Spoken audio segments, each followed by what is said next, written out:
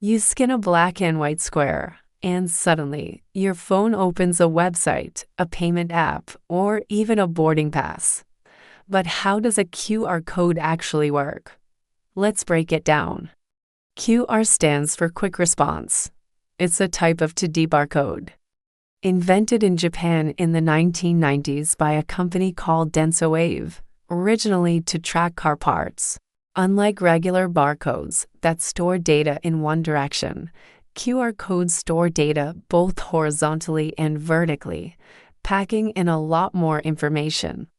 A QR code looks like a square grid made up of tiny black and white modules. Those black and white squares are not random. They array a highly organized pattern that encodes data. Let's start with the structure. First, notice the three large squares in three corners of the code. These are position markers. They help the scanner or phone camera know where the code begins and how to align it correctly, no matter the angle. Next, there's a smaller alignment pattern that helps the scanner adjust focus, even if the surface is curved or wrinkled. There are also timing patterns and format information, which tell the device how to read the rest of the code, the actual data, whether it's a URL, contact details, or payment info, is stored as binary code within the rest of the grid. This binary data is translated into black and white pixels using a specific encoding format. When you scan a QR code with your phone's camera or a special reader, here's what happens. 1. The scanner recognizes the position markers and adjusts for orientation. 2. It reads the timing and alignment patterns to understand the code structure. 3. It decodes the binary data from the rest of the grid. 4. The decoded data is then converted into readable information, like a website link or payment command.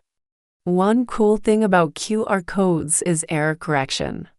Even if part of the code is damaged, scratched, or covered, it can still work because of built-in redundancy. That is why you sometimes see QR codes with logos or designs in the middle. They still scan just fine. Codes can hold up to several thousand characters, enough for full URLs, text messages, phone numbers, and more. And they can be static or dynamic. Static codes always show the same content. Dynamic codes can be updated, so the link or info can change without printing a new code. Today, QR codes are used in marketing, payments, restaurant menus, event tickets, and even in passports and vaccine certificates. They're simple, powerful, and incredibly fast. Just scan and go. So, next time you see a QR code, remember, behind that black and white grid is a tiny piece of smart technology that links the physical world to the digital one in just seconds. Thanks for watching How Things Work. Comment the next topic you want to learn.